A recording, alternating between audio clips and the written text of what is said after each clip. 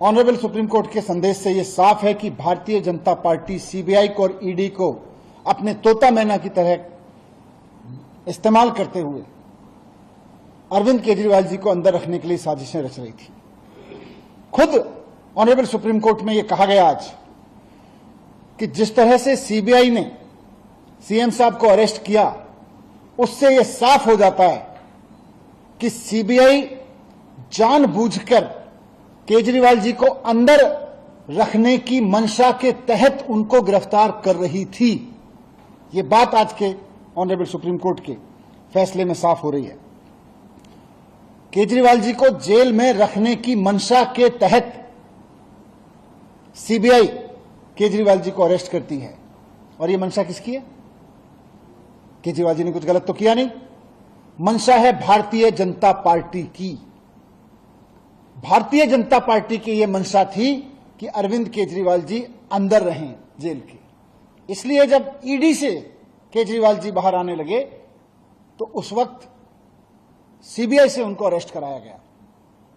बहुत सोची समझी साजिश के तहत सीबीआई ने किसी करप्शन में अरेस्ट नहीं किया, बीजेपी की मंशा से अरेस्ट किया है केजरीवाल जी को। यह बात हम कह रहे थे, आज ऑनरेबल सुप्रीम कोर्ट ने इसको सही ठहराया है कि सीबीआई ने बीजेपी की मंशा को पूरा करने के लिए केजरीवाल जी को उस वक्त अरेस्ट किया जब वो ईडी के केस से बाहर आने वाले थे।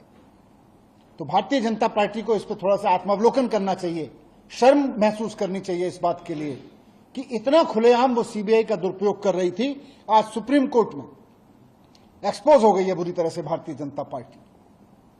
थोड़ा उनको माफी मांगनी चाहिए देश से, देश के संविधान से, बाबा साहब से माफी मांगनी चाहिए भारतीय जनता पार्टी को कि किस तरह से वो एजेंसियों का दुरुपयोग करके दिल्ली के एक चुने हुए मुख्यमंत्री को अंदर डालते हैं, एक कट्टर ईमानदार आदमी को अंदर डालते हैं, और फिर जब एक एजेंसी के झूठे मुकदमों से वो छूटने वाले होते हैं तो फिर दूसरी एजेंसी को लगा के उनको अरेस्ट करवा देते हैं।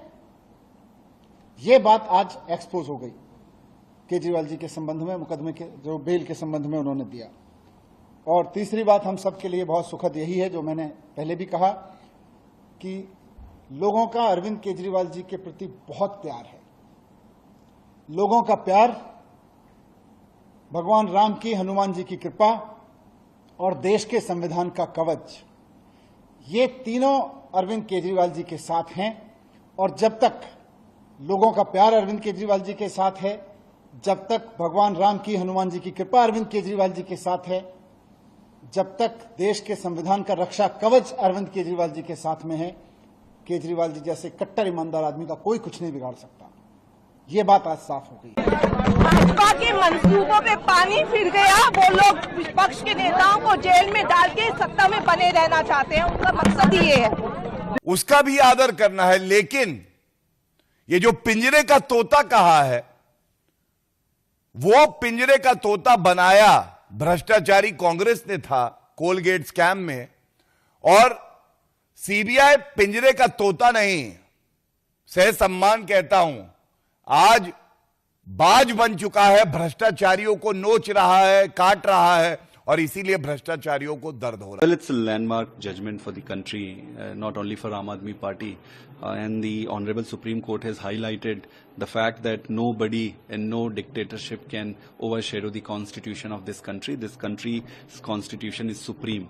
So we are all happy, and we hope that people of this country would always become custodian of democratic principle of this country. How do you see the observation of Justice Bhuiya, who has said that the CBI shouldn't be a case parent? See, it is very startling, and it's a very depressing in a way as an Indian citizen that an institutions whose primary responsibility is to protect the constitution and democratic principle and follow the standard protocol and processes laid down by the law of the land.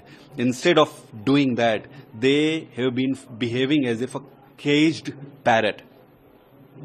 taking instruction from their political masters and behaving as if they are more responsible to the political masters than the country.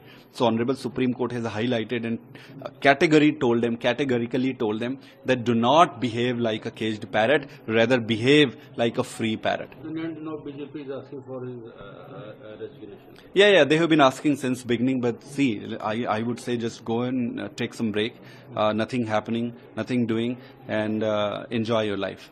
आज माननीय supreme court ने दिल्ली के लोकप्रिय मुख्यमंत्री अरविंद केजरीवाल जी की रिहाई bell के संबंध में जो आज फैसला दिया है वो कई मायने में महत्वपूर्ण है। सबसे पहले तो निश्चित रूप से आम आदमी पार्टी के लिए, दिल्ली सरकार के लिए, हम सब के लिए, हम सब के परिवारों के लिए ये बहुत बड़ी राहत की बात है, बहुत भावुक क्षण है कि हमारे भाई, हमारे प्रिय नेता, हमारे गुरु, राजनीतिक गुरु अरविंद केजरीवाल जी भारतीय जनता पार्टी के तमाम कुचक्रों के बाद बाहर आएंगे। उनकी तमाम साजिशें रखी की रखी रह जाएंगी भारतीय जनता पार्टी वालों की। लेकिन साथ साथ बात सिर्फ केजरीवाल जी की जमानत की नहीं है। आज माननीय सुप्रीम कोर्ट ने भारतीय जनता पार्टी को भी एक बहुत बड़ा संदेश दिया है कि तुम्हें अपनी तानाशाही बंद करनी पड़ेगी। आज माननीय सुप्रीम कोर्ट का आदेश भारतीय जनता पार्टी के मुंह पे एक कड़ा तमाचा है कि आप एजेंसियों का दुरुपयोग कर रहे हो। आपने एजेंसियों को अपना केज पैरट बना के रखा हुआ है। ऑनरेबल सुप्रीम कोर्ट ने बहुत साफ शब्दों में कहा कि सीबीआई केज पैरट की तरह से काम कर रही है।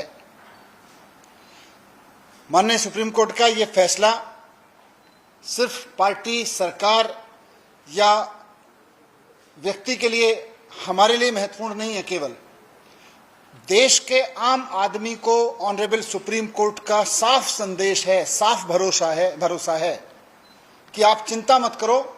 अगर कोई तानाशाही चलाएगा, अगर कोई एजेंसियों का दुरुपयोग करेगा तो देश का संविधान उसकी रक्षा के लिए है। देखिए, पूरे दिल्ली के अंदर खुशी है। सभी लोगों को बहुत बहुत बधाई। और अब दिल्ली के मुख्यमंत्री बाहर आ रहे हैं।